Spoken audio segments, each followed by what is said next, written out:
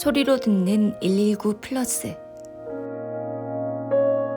소방공무원의 희생과 헌신이 있었기에 우리는 안전한 일상을 누릴 수 있습니다. 이를 기억하는 일. 그들에 대한 고마움을 표현할 수 있는 첫걸음이지 않을까요? 오늘은 6.25 전쟁 중 해군 경비부 포항기지 사령부에 급수를 지원하기 위해 출동했다가 북한군에 의해 순직한 손진명 소방관의 이야기를 재구성했습니다. 그의 일대기 속으로 떠나보시죠.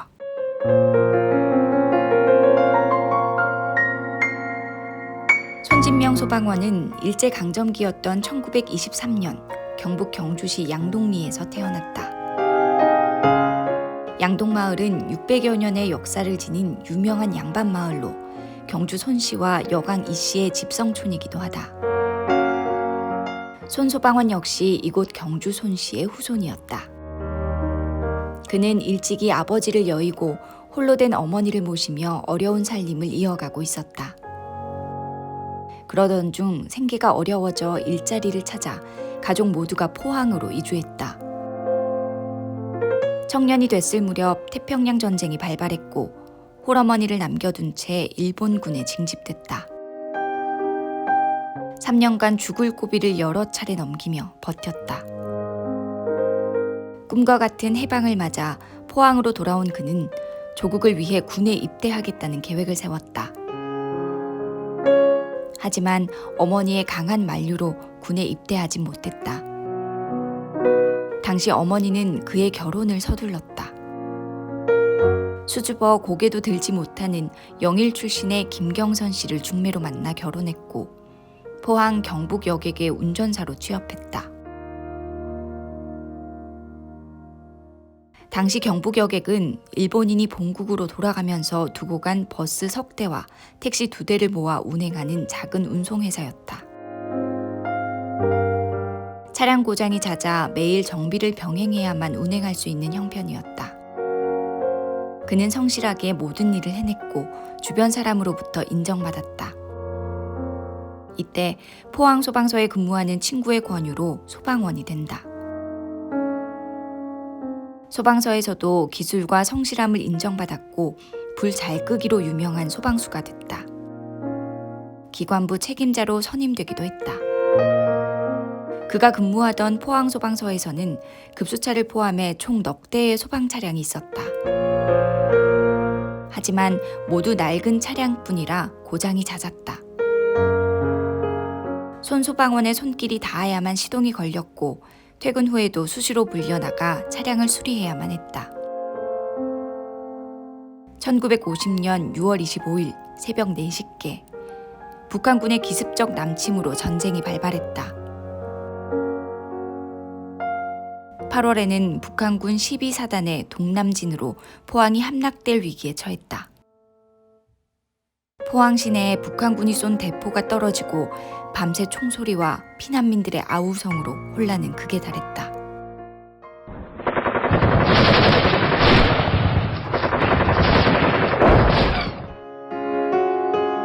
(8월 10일) 소방원 모두는 전시 지원을 위해 소방서에 몇 날 며칠을 대기하고 있었다.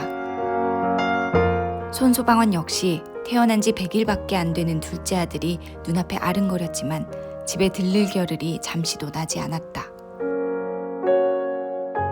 이날 새벽 해군 포항기지 사령부에서 긴급히 출동하는 군함에 급수가 필요하다며 소방서에 지원을 요청했다. 손 소방원은 위급한 상황에서 무사히 임무를 마칠 수 있는 사람은 자신뿐이라고 생각했다. 평소 짝을 맞춰 소방차 운행을 담당했던 조수 소방원이 따라 나섰지만 손 소방원은 동행을 거절했다. 지금은 전시라 너무 위험하고 무슨 일이 생길지 모르니 나 혼자 다녀오겠다. 너는 남아서 소방서를 잘 지켜야 한다. 고 당부한 뒤 곧바로 급수차에 시동을 걸어 출발했다. 이때가 오전 4시께였다. 당시 소방차의 급수탑은 현재 포항의료원이 들어선 도립병원 앞에 있었다. 소방차를 세우고 물을 받던 중 요란한 총소리가 들리기 시작했고 인근에서 도망치는 사람들, 피난을 유도하는 사람들로 인해 매우 위급한 상황이 펼쳐졌다. 그런데도 손소방원은 급수 작업을 중단하거나 소방차를 버리고 피신할 수 없었다. 급수차는 포항소방서가 보유한 몇 안 되는 소중한 자산이었다. 전쟁의 참화 속에서 소중하게 쓰일 장비였기 때문에 더더욱 포기할 수가 없었다. 어떻게든 이 차로 해군 함정의 급수 지원을 무사히 완료하고 소방서로 복귀해야 한다는 생각뿐이었다. 도로는 피난에 나선 시민으로 가득 차기 시작했다. 물을 실은 소방차가 등량동까지 왔을 땐 인파에 묻혀 더는 움직일 수 없는 지경에 이르렀다. 운전대를 잡고 발을 동동 구르던 그때 인민군이 기습적으로 달려들었고 결국 그는 포로로 잡히고 말았다. 인민군들은 군복과 비슷했던 당시의 소방복을 입은 손소방원을 신문한 뒤 그가 군인이 아닌 걸 알았음에도 27살의 젊은 그를 길 옆 콩밭으로 끌고 가 즉결 처분했다.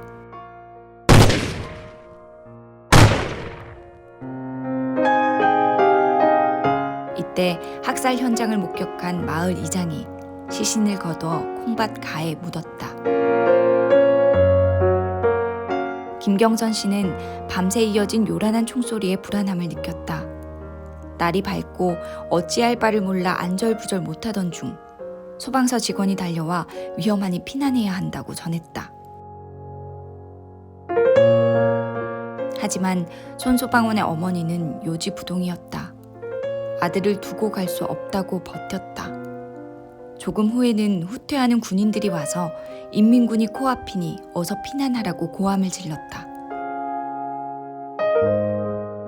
할 수 없이 김경선 씨는 시어머니와 두 아들을 데리고 피난길에 나서야만 했다. 며칠이 지나 피난처에서 만난 지인으로부터 남편 소식을 전해들을 수 있었다. 남편을 잃은 슬픔에 김경선 씨는 한 차례 실신하기도 했다. 피난길에 만난 소방서장은 모금한 것이라며 돈을 전해줬다. 남편 친구들도 손소방원의 죽음을 슬퍼하며 위로금을 보탰다. 김경선 씨는 이 돈을 한 푼도 허투루 쓸 수 없었다. 이 돈으로 두 아들을 키우고 시어머니를 모셨다. 전쟁이 가져온 참상으로 인해 마냥 남편의 죽음을 슬퍼하고만 있을 순 없었다. 수줍음을 타던 세댁은 살기 위해 막노동을 비롯해 닥치는 대로 일을 하면서 억척스러운 여인으로 변해갔다. 전쟁이 끝난 뒤 1961년 손진명 소방원의 공로가 인정돼 국가유공자 예우를 받게 됐다.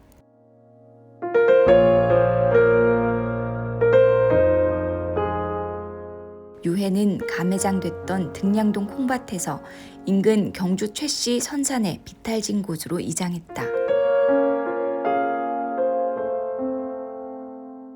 하지만 1970년대 들어 이 지역이 택지개발계획지구로 지정됐다. 가난 때문에 미처 묘지를 구하지 못했던 가족들은 손소방원의 유골을 화장한 뒤 포항 앞바다에 뿌렸다. 올해 8월 8일 이흥교 소방청장은 국립대전현충원에서 95세가 된 김경선 씨를 만났다. 손소방원의 위패 봉안식 자리였다. 소방청은 잊혀진 선배 소방관 묘역 찾기 사업을 진행하면서 손진명 소방원을 찾게 됐다. 소방청의 노력으로 손 소방원은 비로소 75년 만에 현충원에서 영면을 취할 수 있게 됐다.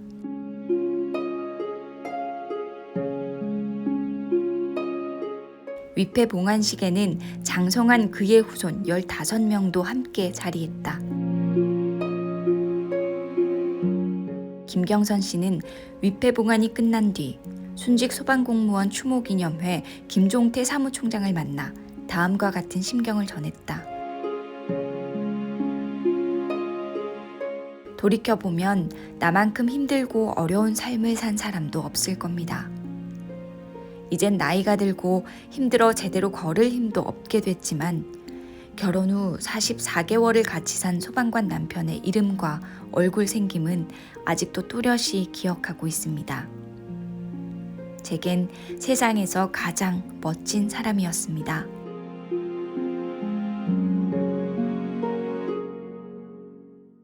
95세의 노인은 지난날을 회상하며 흐뭇한 미소를 지었다.